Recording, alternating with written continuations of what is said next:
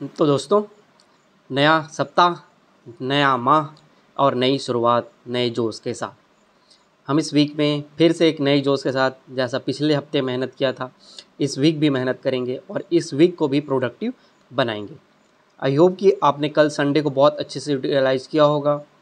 जो चीज़ें पढ़ी हैं, जो चीज़ें छूट गई होंगी, उसको यूज़ किया होगा। इसीलिए मैंने सैटरडे को भी टारगेट थोड़ी कम कर दिए थे कि जिनका कोई छूटा था वो उसको कंप्लीट कर लेंगे। जब आप छोटे छोटे एफर्ट करते हैं तो एक बड़ा रिजल्ट आपको थोड़े समय बाद दिखाई देता है। आप खुद देखिए कि इस 10 दिन में आपने क्या क्या पढ़ लिया। तो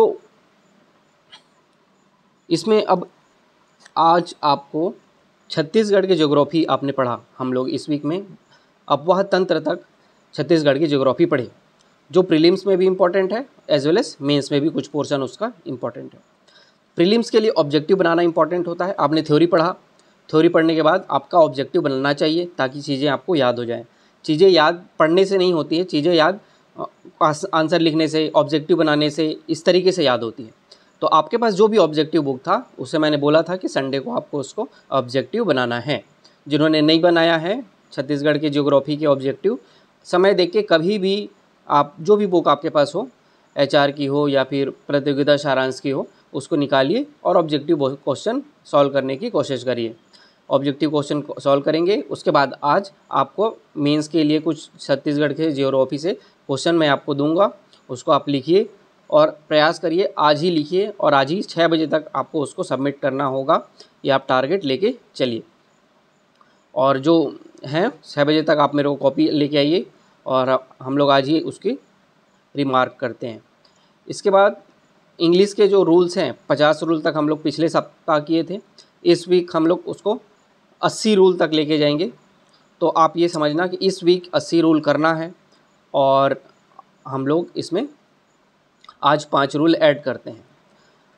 और साइंस में हम लोग केमिस्ट्री चला रहे थे, आज उसका आखिरी चैप्टर बहुलक पॉलीमर वाला जो चैप्टर है, आज उसको ख़त्म करिए और इस इतने में हमारा चैप्टर पूरा का पूरा केमिस्ट्री ख़त्म हो चुका होगा। पूरा नोट्स आपका बन चुका होगा। हर एक टॉपिक से आपने देख रहे होंगे कि हर एक टॉपिक से आप एक आंसर लिख रहे होंगे। तो ऐसा कोई सा भी टॉपिक नहीं बचा जिसको आपने नोट्स नहीं बनाया, पढ़ा नहीं और आंसर राइटिंग नहीं किया। इस तरीके से जब आप मेंस एग्ज़ाम देने जाते हैं या फिर कोई और अदर टेस्ट सीरीज देने जाते हैं, तो आप देखेंगे कि कहीं से भी बाहर से नहीं मिलेगा, क्योंकि आप हर एक टॉपिक के ऊपर क्वेश्चन लिख ले रहे हो। तो चीज़ें उसको लिखने के बाद रुकना नहीं है, उसको बार बार पढ़ के दिमाग में स्थायी रूप से उसको बसा के रखना है।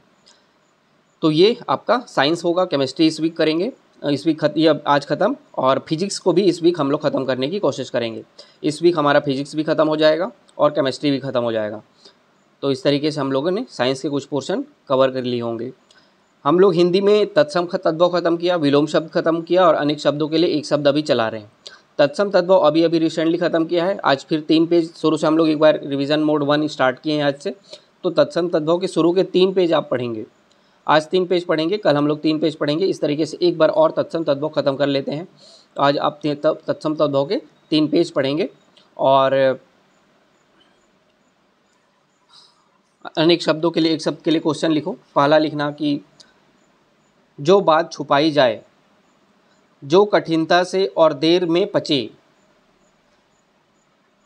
जिसका ज्ञान इंद्रियों द्वारा हो सके, जिसका ज्ञान इंद्रियों द्वारा हो सके, रात और संध्या के बीच की वेला, जो आँखों से संबंधित हो,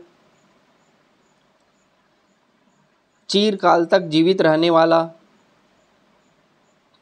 चिरकाल तक बना रहने वाला, वह कृति जिसमें गद्य और पद्य दोनों मिश्रित हों, वह स्थान जहाँ सैनिक निवास करते हों, किसी काम या व्यक्ति में छिद्रों, त्रुटियों को, दोषों को ढूंढने का काम, जन्म से 100 वर्ष का समय, किसी को जीतने की चाह, किसी पर विजय पाने की इच्छा रखने वाला, अधिक समय तक जीने की इच्छा, अधिक समय तक जीने की इच्छा रखने वाला मतलब इच्छुक, सारे जीवन में किसी के कार्यों आदि का विवरण, जिसे जानना आवश्यक हो, ज्ञान अर्जित करने का कार्य, टाइप करने की कला, बोझा लादने वाला छोटा घोड़ा, किसी ग्रंथ का अर्थ स्पष्ट करने वाला,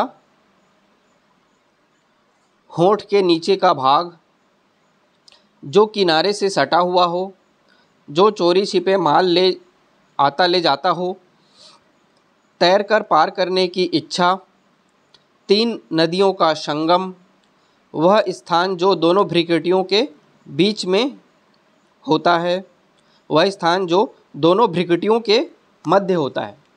तो ये अनेक शब्दों के लिए एक शब्द। तो मैंने 6 पेज तक के क्वेश्चन पूछा है, आप 8 पेज तक आज कंप्लीट कर लेना। 8 पेज तक आपको अनेक शब्दों के एक शब्द कंठस्थ हो जाने चाहिए। इस तरीके से हम लोग 2-3 दिन में अनेक शब्दों के लिए एक शब्द भी ख़त्म कर लेंगे। तो हिंदी के 3 मेजर टॉपिक हमारे कंप्लीट हो जाएंगे। इसके बाद फिर हम लोग कुछ कंसेप्चुअल सब्जेक्ट भी हिंदी के ख़त्म करेंगे।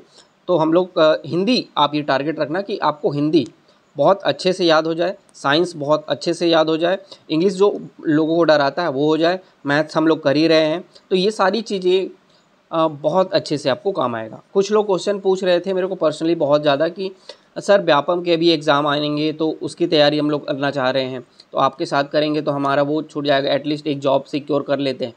सही है, आप अपने तौर पे एक सही देख रहे हो, अपनी सिक्योरिटी बहुत ज़रूरी होती है, लेकिन हम लोग अभी ऐसा क्या पढ़ रहे हैं जो आपके व्यापम में एग्ज़ाम में नहीं आएगा। आप मेरे साथ ये जो पढ़ रहे हो अगले 6 महीने में अपनी स्ट्रेंथ को मजबूत कर रहे हो। ये सब कर लेने के बाद आपका हिंदी भी आता है, आपका मैथ्स भी आता है, आपका सीजी का पूरा पोर्शन आता है, आपका इंडियन जीएस जो हम लोग पढ़ रहे हैं वो भी आएगा, साइंस भी आएगा। ऐसा कौन सा पोर्शन है जो हम लोग अभी पढ़ रहे हैं वो आपके व्यापम एग्जाम में नहीं आता है। तो अगर आप सीजीपीएससी का पूरा सिलेबस अगर पढ़ लेते हो बहुत अच्छे से pre plus means point of view से, तो आपकी थिंकिंग प्रोसेस और थॉट प्रोसेस सारी चीज़ें ब्रॉडर हो जाती हैं। तो आप इन बिटवीन कोई भी एग्ज़ाम आता है तो उसको ईजिली टैकल कर सकते हो। 15 दिन का गैप लिया, जो आपने पढ़ा था बहुत अच्छे से पढ़ ही रहे हो, और जो भी चीज़ें अगर एक्स्ट्रा आती हैं उसमें तो 15 दिन में आप उसको इजीली कवर कर सकते हो। तो वो चीज़ें आप आसानी से कर सकते हो। तो बिल्कुल भी ये मत सोचो कि आप व्यापम दोगे कि उसके लिए अलग से तैयारी करोगे। जो मैंने ये देखा है कि जो व्यापम की अलग से तैयारी करते हैं वो कोई भी एग्ज़ाम नहीं निकाल पाते हैं। जो लोग सीजीपीएससी की तैयारी करते रहते हैं, इन बिटवीन कोई एग्ज़ाम आ जाता है तो दे देते हैं तो उनका एग्ज़ाम निकल जाता है। तो व्यापम वाले तो कुछ भी नहीं कर पाते हैं, लेकिन सीजीपीएससी वाले बहुत कुछ कर पाते हैं।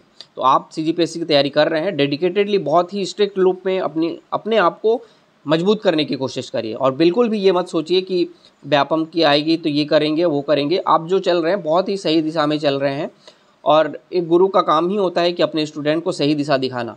और मैं अपनी तरफ से आपको बहुत सही दिशा दिखाने की कोशिश कर रहा हूँ। आप इस दिशा में बहुत ही ब्लाइंडली फॉलो करके आप आगे बढ़िए और मेहनत करते रहिए। कल मिलेंगे एक नए टारगेट के साथ। आज के लिए थैंक यू।